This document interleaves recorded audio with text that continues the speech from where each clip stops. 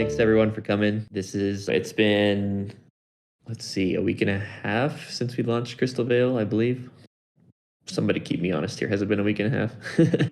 Okay. It's all a blur. It's just been so crazy. It was such an amazing launch. I think we did one of the largest airdrops that I've ever heard of. And I'm really proud of that because, again, coming back to the ideology of the project and trying to, instead of just like selling things from us to our players, we want to basically make everyone else stakeholders in this project. So our existing players, our existing users have been included in that in a very big way. And I'm, as I said, extremely proud of that, proud of the community and our devs and our team.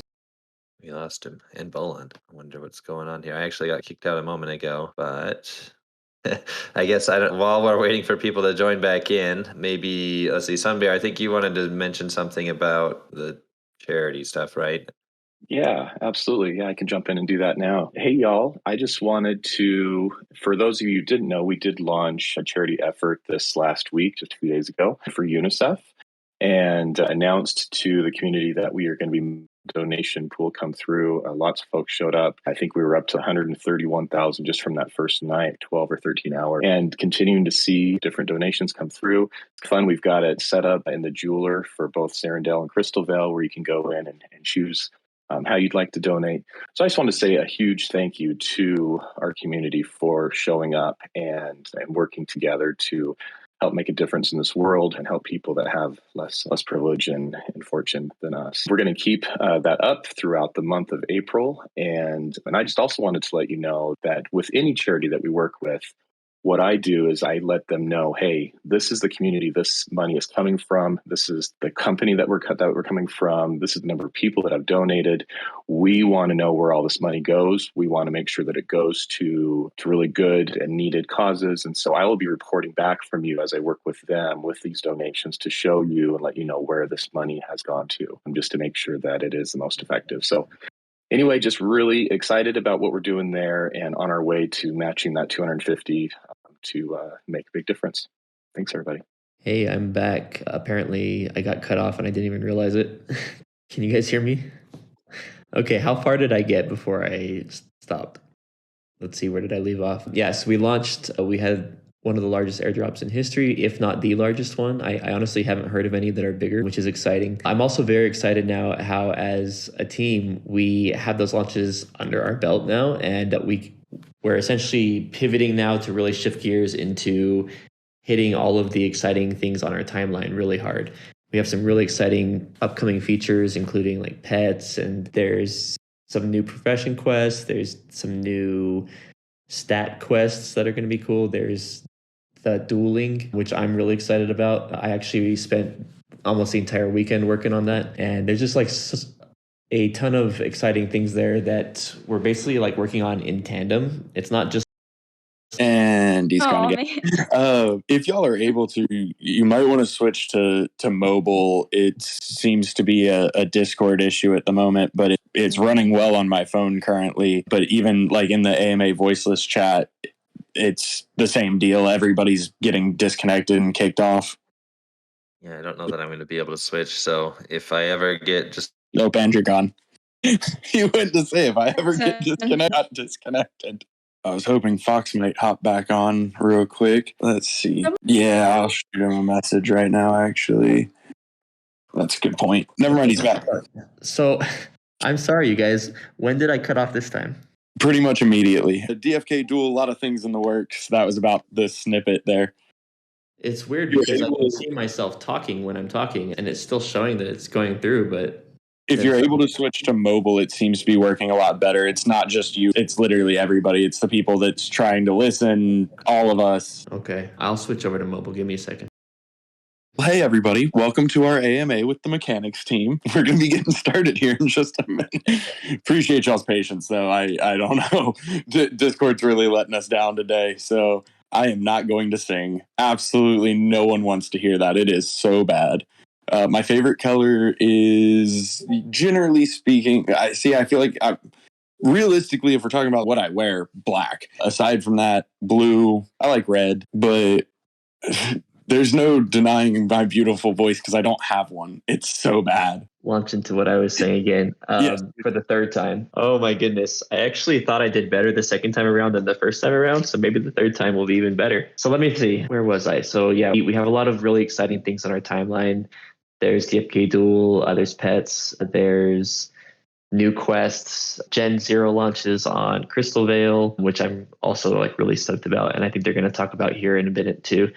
But our approach is not just like doing one at a time, like sequentially. It's more of like shotgun approach. It's okay, we've opened the floodgates to where now all of our devs can really focus on all these fun features. And it's just a race to see which ones get done first and which ones can be pushed out first. So we're trying to balance communicating as much as we possibly can with our like launch dates earlier, because I know that's been a common like request is everyone wants to know like when pets, when this, when that.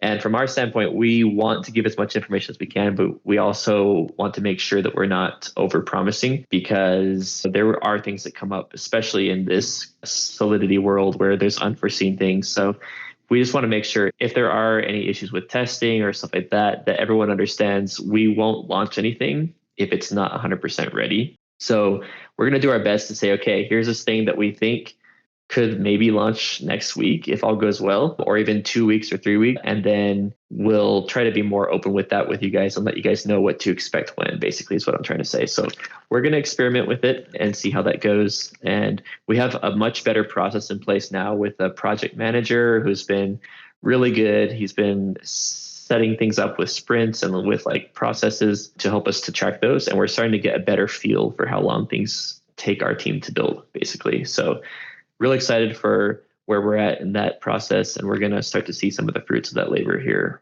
really soon. So yeah, that's going on. We've got some Jewel airdrops that I'm going to be doing over the next 2 or 3 days. We have to write a new Jewel disperse contract, similar to how it works on Crystal Vale, where you go to the bank to claim those. It'll be like that. So I'm going to be working on that, and I'll have more updates that I'll share soon on that. What else? I think those were the main things I wanted to touch on. So hopefully you guys heard all that this time and I don't have to do it a fourth time. But let's switch over to our talented mechanics team and hear the awesome stuff that they have prepared for us. We did hear it, but I think you should do it a fourth time anyway, just for Think who's our deity in our game. There's so much lore. There's like so much lore that's been written that we haven't released yet. So we're also like hard at work on that, trying to figure out the best way to get those in you guys' hands. But that's a whole other thing. Here's the mechanics. We're going to kick over to Hubert first and see if Discord will let him speak to us or not. So this was a question that came in. I know there would be limitations to combat based on blockchain technology. One form of combat would be a similar Gambit combat system from Final Fantasy XII. There's a little bit more information in the question, but I know Hubert is familiar with Final Fantasy XII anyway. So I was just going to see, and he's gone. So we're going to give that just a second. And, he's back.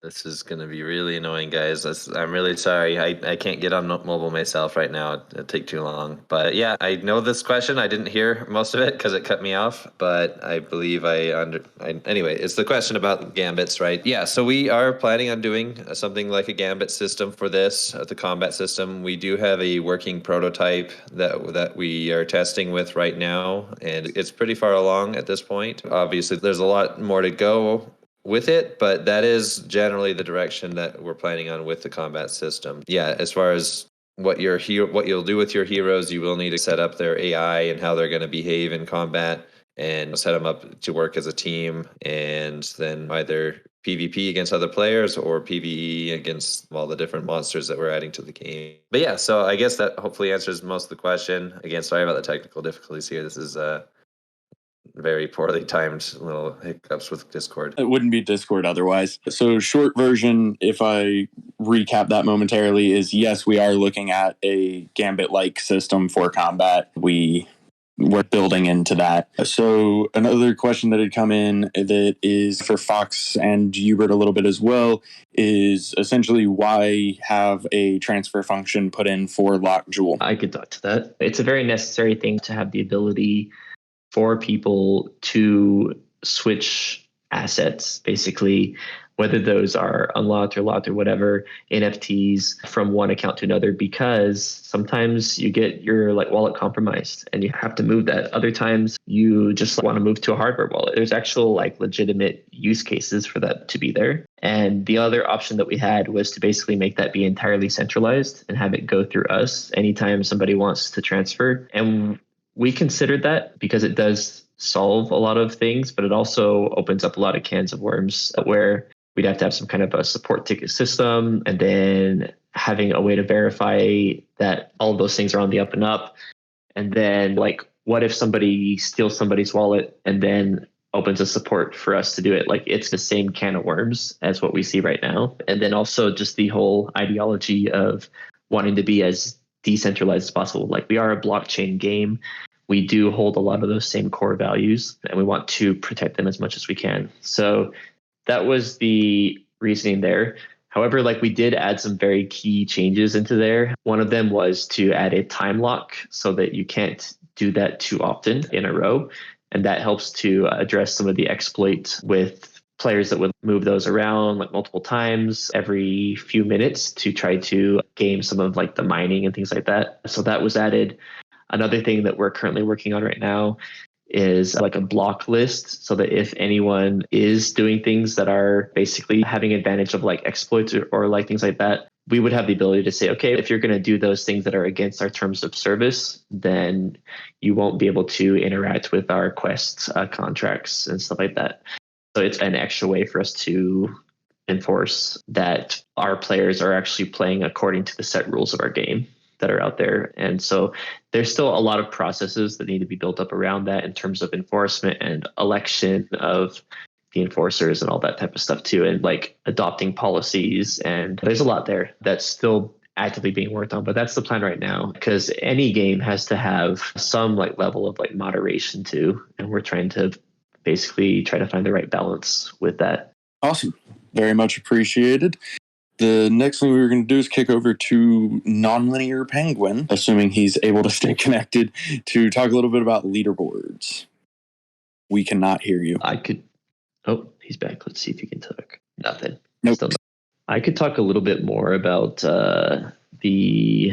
Oh shoot, my mind just went blank. Yeah, but more in particular with botting in general. Like we've said that we frown on botting. Obviously, we like want to have players in our game that are actually playing the game. We don't want it to just be a bunch of bots that are playing back and forth with each other. And part of the fun of the game is to basically be interacting with other actual like real players too, because this is a MMORPG of sorts. So, you know, like we do have things in place that will hopefully alleviate the desire or the like need for people to bot. And that will be the champion program that we're hard at work on. And I think that will basically provide a acceptable avenue for those that like basically find themselves without enough time to play the game, but still the desire to participate. And so once we get that program in place, then at that point, we'll start to have more of a official like policy and things about botting. Until then, we don't want to do too much either way, because we want to have an avenue for people to have as an alternative first before we start to go hard on any of those things. So just a little extra little plug there for that. Looks like Penguin's back. We'll see if he can talk. Nope. Still nothing, Penguin. Poor Penguin. We all wanted to hear from him too. We can give him a second and it might start working and we can circle back. The last thing that we were going to talk about anyway before we go to some live questions is egg hatching, which I believe Hubert was going to give us a little insight for if he's able to talk.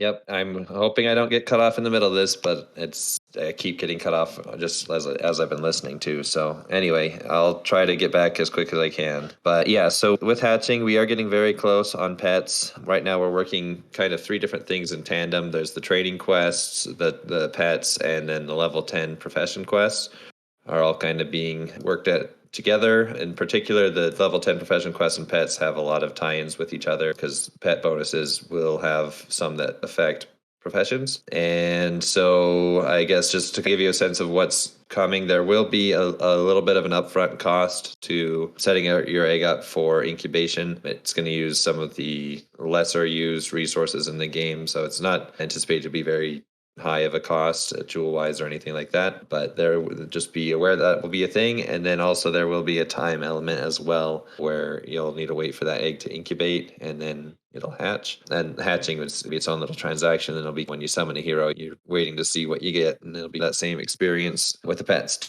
Can I just add in a little plug? Oh, I guess I can because it just kicked Hubert.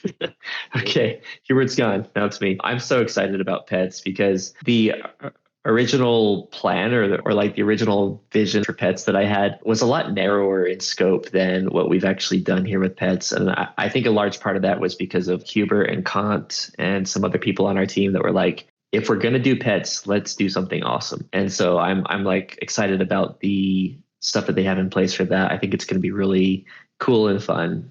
It does take more time to build something that's more involved and more fun, but we want to make sure that we're doing it right and that it'll actually be like, it'll be something that everyone can be excited about. So it's getting really close too. So I'm excited about that. Hubert's back. I'm not sure if you wanted to add anything else at the end there, Hubert. Yeah, I guess I'll just mention that with this comes a very large amount of work for the art department to get everything together, and we also want to make sure that there's a large variety of appearances available for players. We're giving the art team a lot of time to work through it, and our approach has been to do this piecemeal. So not all eggs are going to be hatchable right from the get-go. We're going to focus first on That's such a cliffhanger. We're going to focus on the blue and the gray eggs are what we're going to focus on first, and then green and yellow, and then gold will be the final one. So just so you're aware that there will be a staggered approach to that, and so we'll be getting those out probably, if we can, with each kind of big patch, we'll have the next set, but there may be some that will require just a little bit of extra time, just so that you're aware. But that's just so we can get more content out for you guys quickly and not have you wait for the entire everything to be ready. So we're moving right along with that. So. Very nice. Oh, and he's gone again. We appreciate it regardless. Non-linear, are you able to speak? Am I back? You are. Hey. You're back. Did you want to add anything on to the leaderboards topic? I was disconnected for a lot of that, but I'm guessing, Fox, from what I heard, you were discussing our stance on botting in those leaderboards. a little bit. So there's still a lot there that I haven't touched on for leaderboards, but it's more of just a general, like we do frown on botting. We want to make sure that we have very clear policies that probably be like ratified by the community and accepted as all of us make the rules for our game. It's a very interesting thing because this game is a blockchain game. We all are part owners of this game and help to have a say in what we do as a community and what we accept and expect of our players. Yeah. That all sounds great and very much aligned with where I was going to go with it. The only other things I think I have to add are we released this initial version of leaderboards to create like just a friendly competition amongst players, but it's still young and in its infancy. So please continue to expect improvements on it. And if there are questions about it, please feel free to ask. Like we're happy to clarify wherever needed. But yeah, other than that, just keep expecting it to improve as a system and to breed the sorts of competition that are constructive to our community. Awesome. Very much appreciated. We're going to try to pull some people on stage here and we're going to see how this goes. So Pump Skull, it looks like you're up here. We'll now find out if we can actually hear you. Yeah, I'm on mobile, so hopefully it's not a disconnection situation. Yep, we can hear you. Cool. So kind of this is a game mechanic related question. Try to keep it on topic. I know so far the only thing outside of summoning that's a token sink is the Alchemist, right? And it uses gold. I guess the vendor does too. Will there ever be additional mechanic features, whether it's combat or different types of quests, that require a jewel cost? I'm thinking as we're getting towards the end of the emission schedule this summer, things will start to unlock slowly. If there will be an incentive to have jewel available to spend on things that have to do with heroes and game mechanics instead of just gold. Okay, I did drop out slightly when you were asking that question, but I think I got the gist of it. But yeah, we do have a lot of things slated for once we have combat out. There's a lot that we can build off of that system. And as far as like for burning resources, yeah, with potions and the Alchemist, that is one means that like combat's going to drive a lot more potion usage. For jewel usage, we do have some ideas that I don't know. And hop in there. But yeah, like jewels are kind of the like other games you play, you have like jewels that are like something you pay money for and can do premium, more powerful things than you could otherwise do. And it's going to be a similar mindset here where you can actually spend on premium things. I like to get things, and that's the intent of jewels. But it's also, instead of just basically us primarily selling the services, although there will be things like that, there will also be player to player stuff there too, where like players can basically sell some of the services that they invest in for like lands or for other things there, and then earn jewels back off of those as well from other players directly. So it's like a real world economy in our game with those jewels. So I'm excited about that. Hubert, you're back. Sorry, anything you wanted to add? No, that answered my question. It's the only other thing that I was going to ask about a similar topic was, will there ever be a scenario in which somebody would spend Jewel to perform an action that does not have a guaranteed return? I know that probably gets into borderline gambling type stuff, but I guess if the odds and things are known ahead of time, if that would ever be a scenario. Everything has some kind of return, even if it's just a cosmetic thing for your land or your hero or something like that. Like there is stuff there. As far as like raffling and stuff like that goes, gambling type of stuff, we obviously want to stay very far away from gambling as much as possible.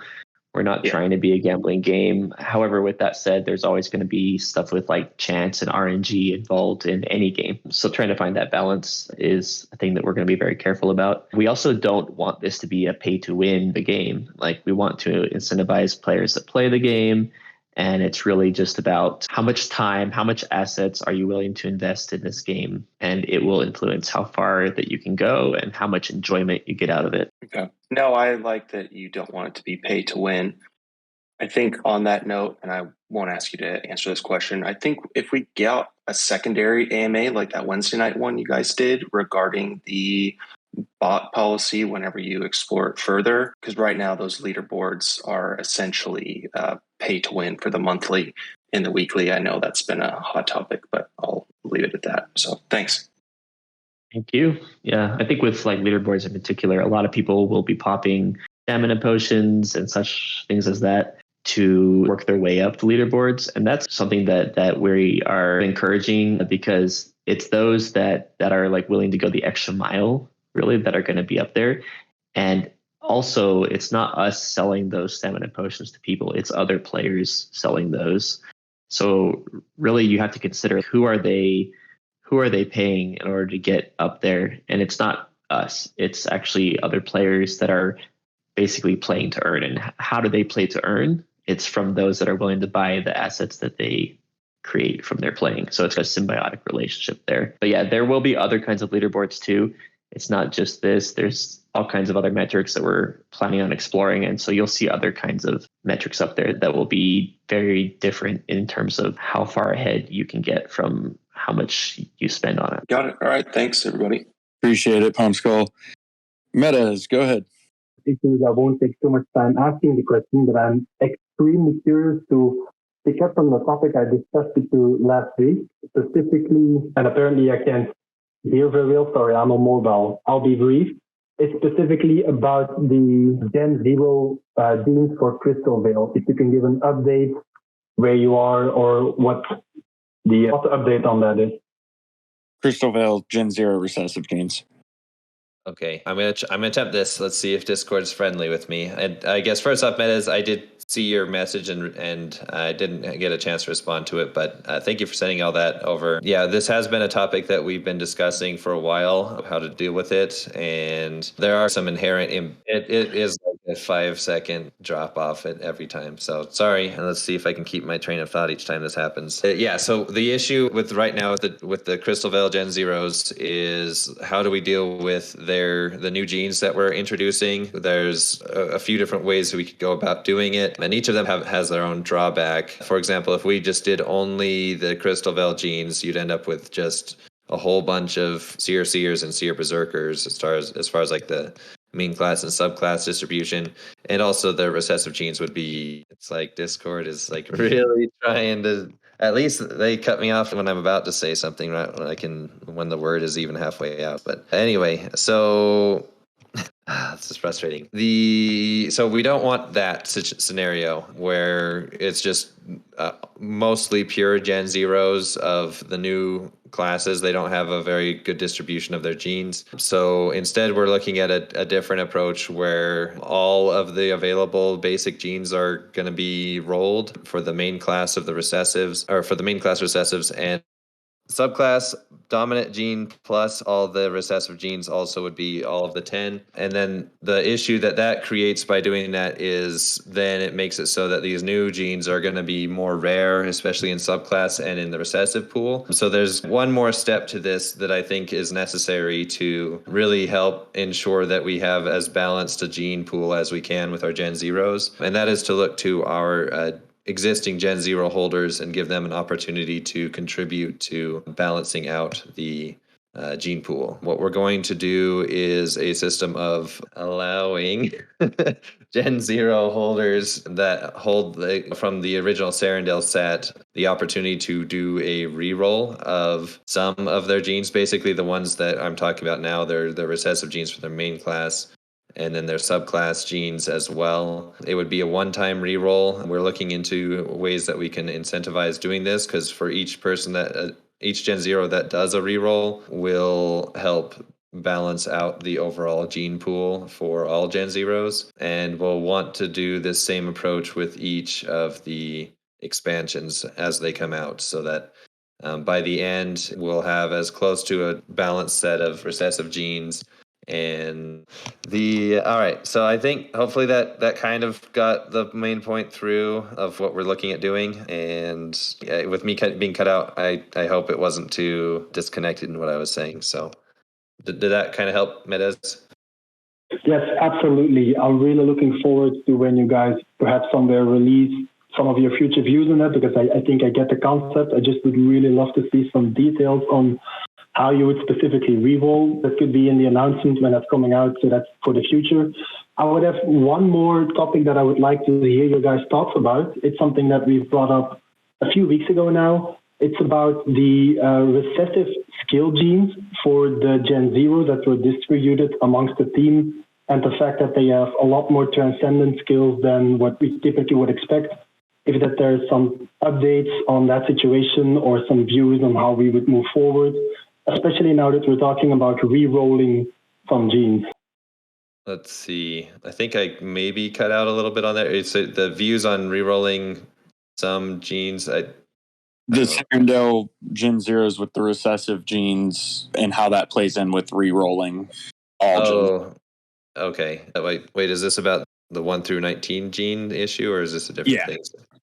Okay. Yeah, I'm sorry. I don't think I caught the whole question. And anyway, with the Gen Zero, with those recessive genes that had the higher tier from the heroes 1 through 19, we do plan to do something to replace those with legitimate genes, and that would impact both, of course, the 1 through 19, but also those that have had those genes carry on into them.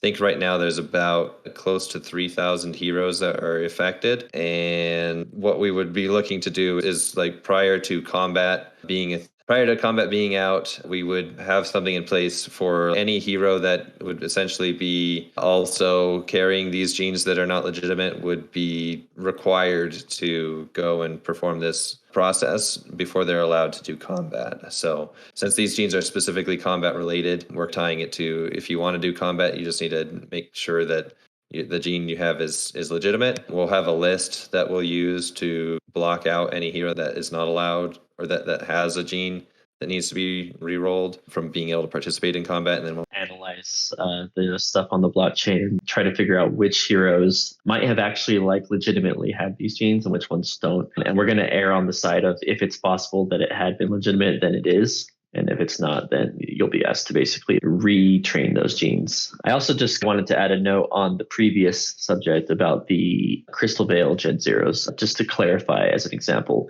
because I had some people ask me. All of the new Gen Zeros will be Seer or Berserker for their main class, but the subclass could be anything from all of the 10 classes that are out there at that point, which would include all of our existing classes plus the Seer and the Berserker from the new ones. So that's how that will work out the gate, just FYI.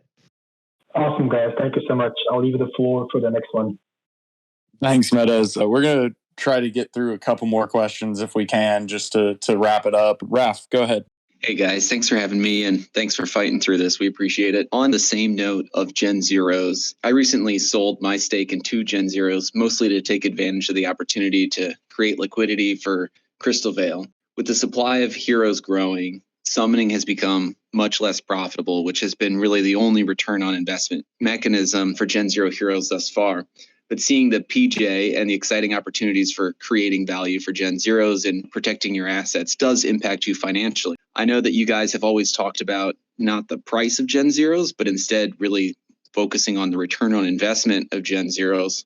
Can you share some of the new game mechanics that you're speculating on or thinking about, or if you've been speculating on new Gen Zero game mechanics to help bolster their ROIs? Thanks. Yeah, so actually, Hubert just alluded to one here, but Gen Zeros will have the like unique opportunity to participate in quest lines around the expansions where they'll be able to like re-roll certain genes to help to ensure that the gene pool is always in balance. So other heroes won't be able to do that, and it's a cool way to allow our existing Gen Zero holders to have continued in-game like incremental utility that they have on top of what's already there. And as far as other things in the future, there's always, I think, all kinds of opportunities for us to add special things for them. But I think there will for sure be like achievements and like quest lines and things that will be specific to them. There could be things in the future like what we did for Perilous Journey, where you could have extra auras or like special things there with lands, even where if you have the Gen Zero and in that land, it could help your entire guild or at least other heroes in your hero inventory as well. There's all kinds of opportunities. So I would say we are always looking for cool ways to do things to reward our investors and our players, and they would for sure fall within that realm of things that we could look at doing. Hubert, anything you wanted to add there? No, I think that you pretty much covered it. Yeah, we are looking at how we can gamify the reroll thing for the genes. And then, yeah, as far as other features for Gen Zeros, I think, like Fox said, we are looking for opportunities. There's, as far as something on the near-term horizon, I don't want to say that we have anything that like right up and coming, but we do keep that in mind. Thanks for sharing, guys. I appreciate it. Perfect. Thank you, Raf. Can you guys hear me? Yes, we can. Hey, what's going on? Just getting over some allergies here. Hopefully you can understand me. Yeah, the main thing I wanted to just talk to, I guess, like Frisky about was the locked jewel thing where, people have been buying, selling it on the side markets, kind of like a dirty laundry thing. We don't want to talk about it, but yeah, I feel that it does create like a crazy sell pressure on the market price of jewel, because everyone knows you can just go buy a fat stack for $2 a jewel on the side. So if a new whale's looking to get in, they're typically doing this mining. It's known to be very profitable.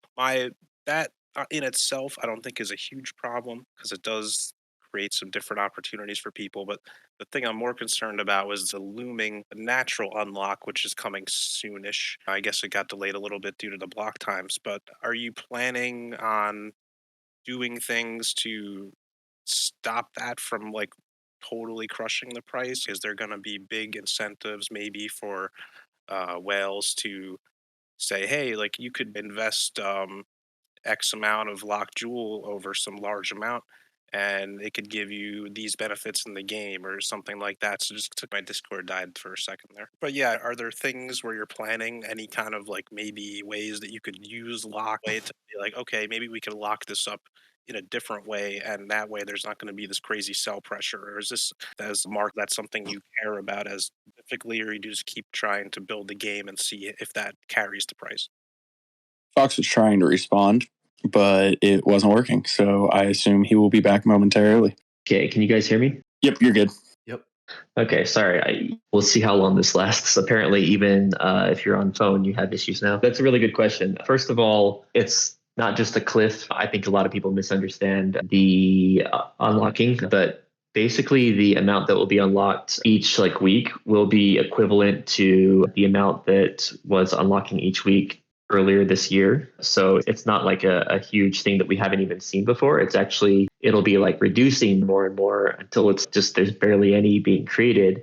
And then suddenly, or not suddenly, but it starts the unlocking and it's we're back to normal, as it were. But this game was always intended to have a steady flow of unlocked jewels coming into the ecosystem that is basically balanced by players that are also coming into it. And it's intended to ensure that the price won't get too high or too low, and it'll just stay more stable over time. And then as we get more use cases and utility for jewels in terms of gas for our new blockchain, which is a whole entirely new utility that actually wasn't planned for at the start, it really does add a lot more utility and need for jewels. So there is that. But as far as have we got any plans in place for trying to incentivize players to hold? Yes, we always do. That is a thing I think we've always done very well, is been very thoughtful with our release of things to coincide with incentives for the right kind of behavior that we want to incentivize. So I personally have been spending a lot of time thinking about things that we can do around our locked jewel balances and to incentivize and reward those that are basically willing to be in it more for the long term and that are more long on it than others. We will be announcing more of those things as it gets closer. It's still, I want to say 4 months out or something because of the delay in some of the early Harmony blocks, but that is a thing that we do think a lot about. We always want to make sure that the price is healthy and that we can incentivize the behavior that we want to see for our game. So I'll say that for now. It actually went through too. Did you guys hear all that?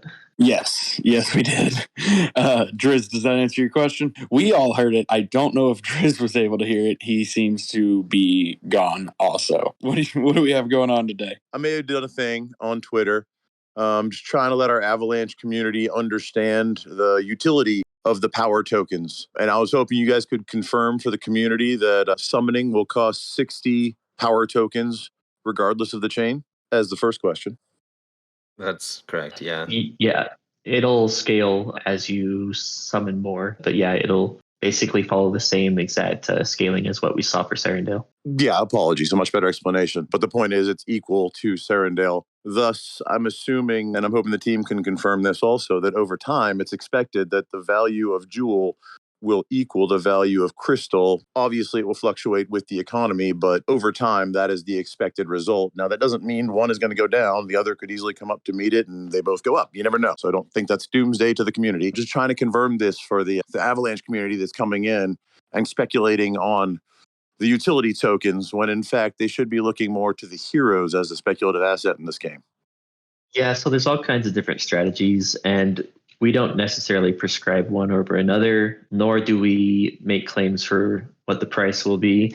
But I can say that our power tokens will have very similar utility. That said, there are things at any period of time that could be impacting one more than another. For example, Crystal Veil right now has really high APRs because of us just barely launching it, having higher emissions as well right now. So there are things there that are basically exerting some external forces on the price as well. But you'll see a lot of the same utility out of these power tokens, with the exception that Joule is also used for gas, which is huge. And so really it'll be interesting to see how it plays out. And again, from our side, we don't necessarily set the prices or anything like that. That's up to the community. But as far as our mechanics go, the power tokens will have very similar in-game utility, with the exception of the gas additional utility there for Joule. And here comes Dreamer to hopefully add some thoughts there as well. Hey, man. Yeah, just a quick thought. So the other piece here, I agree with everything Fox said. The other thing here is fee sharing. So we're trying to figure out fee sharing. Now we have 2 different realms. We do have ongoing partners. We're building out multiple relationships on DFK chain. And a big part of that is going to be these relationships have to benefit the community, not only in utility, but finding ways for value, whether they're ongoing promotions, we get a better deal like we're doing with Ramp, or like fee sharing is where we've agreed to with Synapse and other partners in the pipe. So let's say partners that are much more active, or the community use them much more heavily in Crystalville rather than Serendale, those fees related to each realm will be, we're finalizing it, but the current unconfirmed, unfinalized plan is to, over X period of time, get the amount put in a smart contract and paid out linearly in the respective jeweler.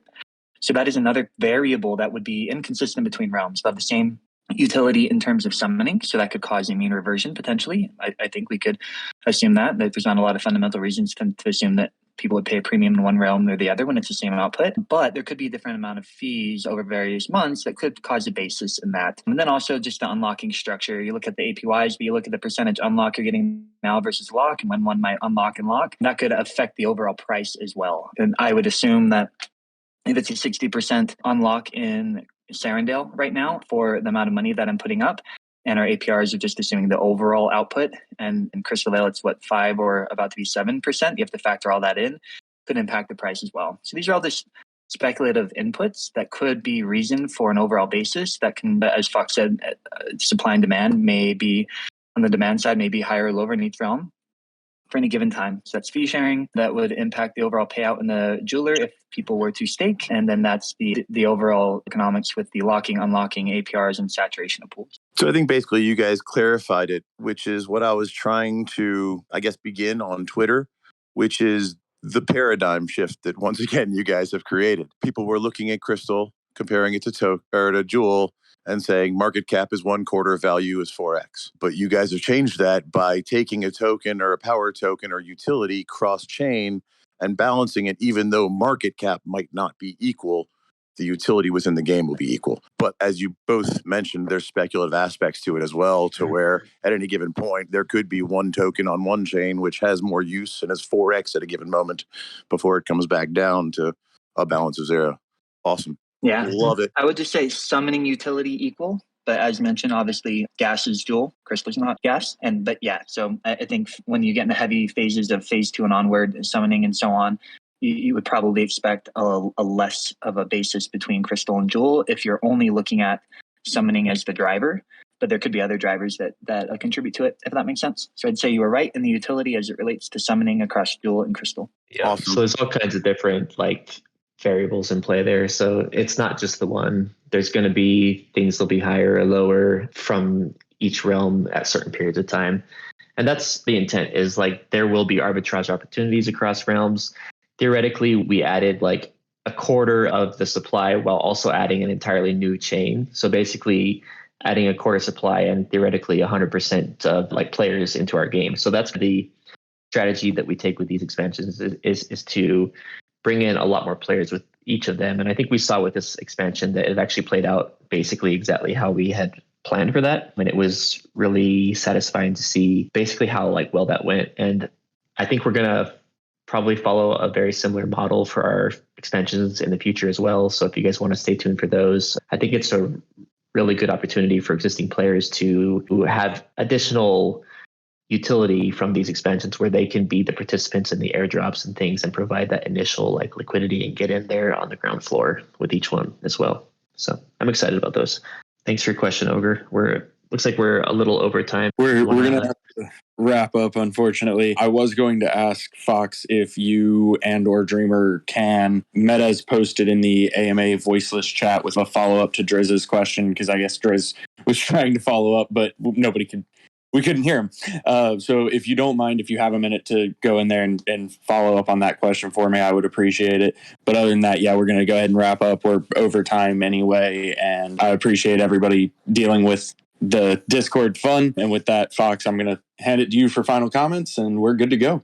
Yeah, no, thank you so much to the game mechanics team for all their hard work they've been doing. I know that especially this last week, they've been really pushing hard. And there's a lot of really exciting things on the timeline that are starting to come up to the point where they're about ready. And I'm super excited about those to see them start to come out soon. Let's see.